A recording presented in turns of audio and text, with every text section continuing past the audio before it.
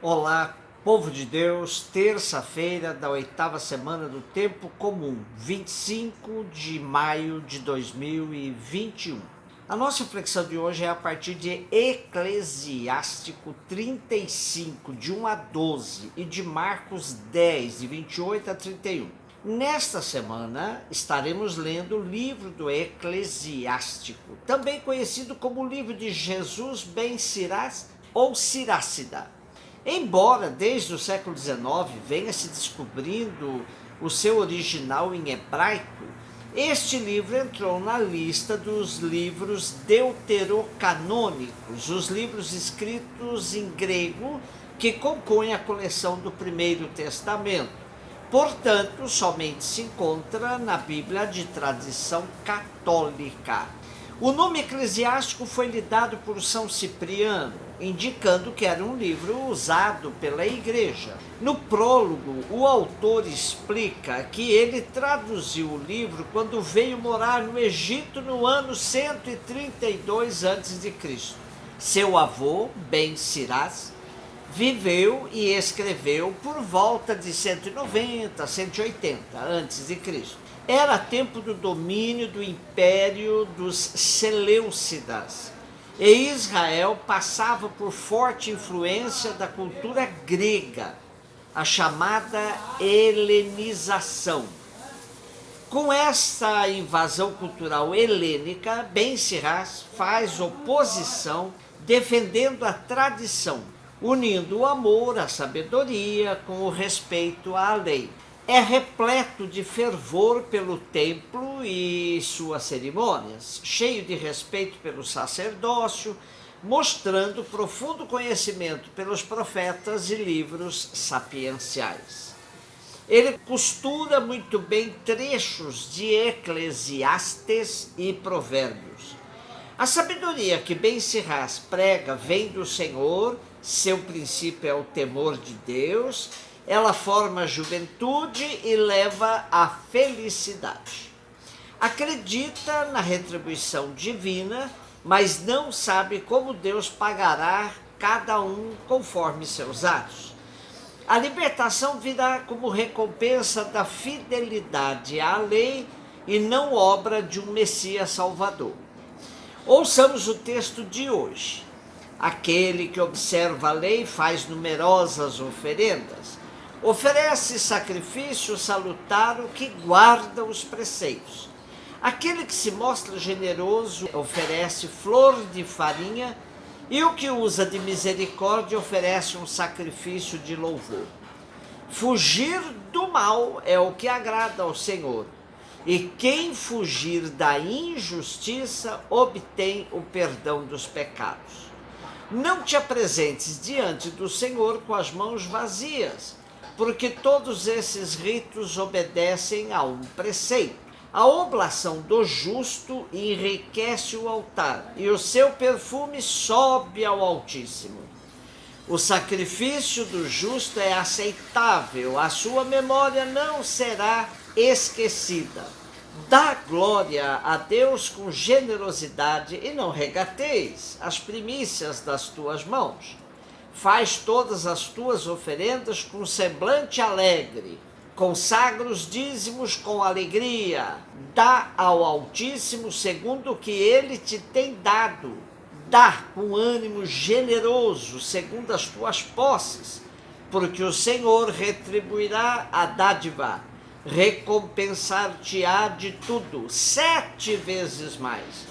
Não procures corrompê-lo com presentes, porque não os aceitará. Não te apoies num sacrifício injusto, pois o Senhor é um juiz e não faz distinção de pessoas.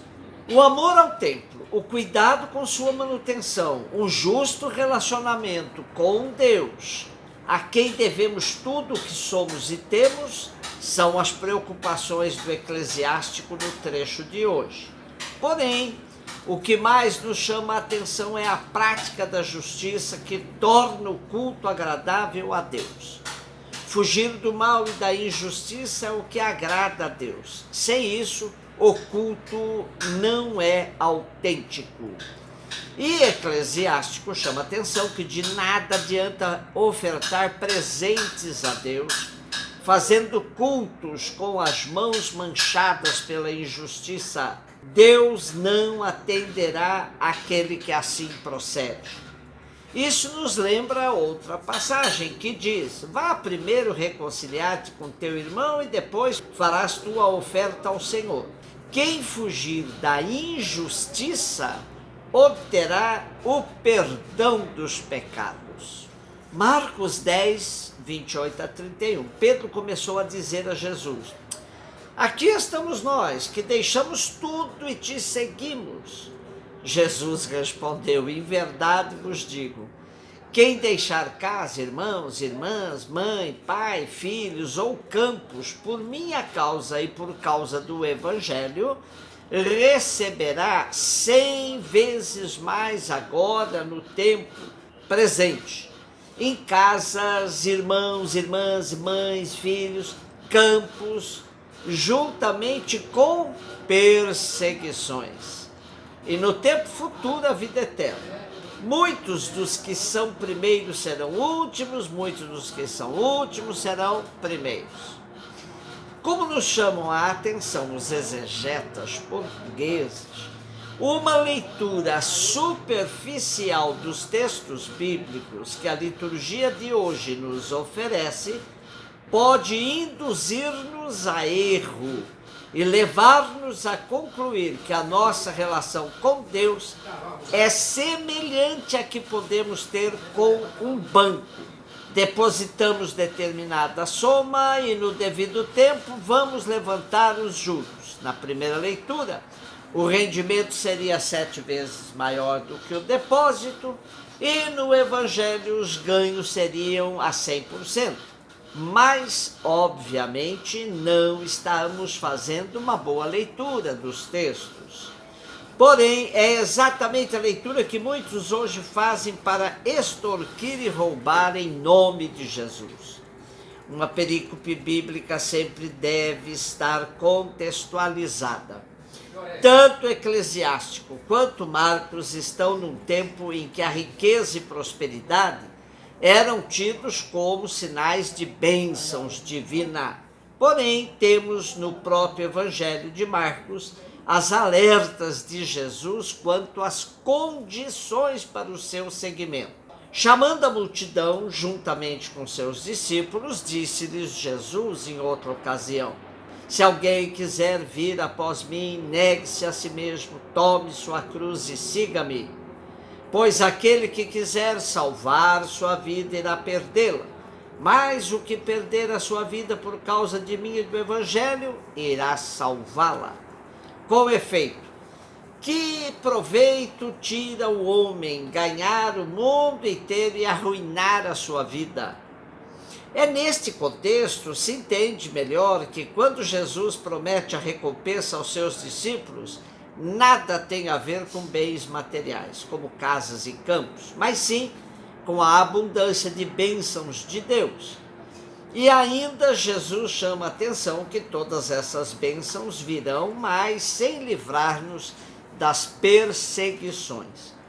Que Deus nos ajude a enfrentar essa corrente que reduz a religião e Deus às práticas comerciais, fugindo do sofrimento, produzindo uma espiritualidade sem cruz. Além deste aspecto da retribuição que promove esse toma lá e dá cá com Deus, confunde-se fé com magia e religião com ONG de autoajuda. Não podemos negar a dimensão terápica da religião, mas reduzi-la a isso seguramente nada tem a ver com o seguimento autêntico de Jesus, que supõe a cruz da perseguição. Quem quiser viver autenticamente o seguimento de Jesus terá de enfrentar as fortes oposições de todos os que promovem essa sociedade marcada pela desigualdade e injustiça. O que se percebe na vivência da religião hoje, e que está expressa nas mais diversas espiritualidades atuais, é a articulação das bênçãos de Deus e o sofrimento de maneira capenga. Deseja-se aquelas, mas sem as cruzes que acompanharão os autênticos seguidores de Jesus, os anunciadores do reino de justiça e paz. Como Pedro, tenhamos certeza de que, se cobrarmos de Jesus recompensas por segui-lo, ele continuará a dizer: recebeis todas as bênçãos de Deus e força e coragem para suportar também as perseguições. Um beijo no seu coração.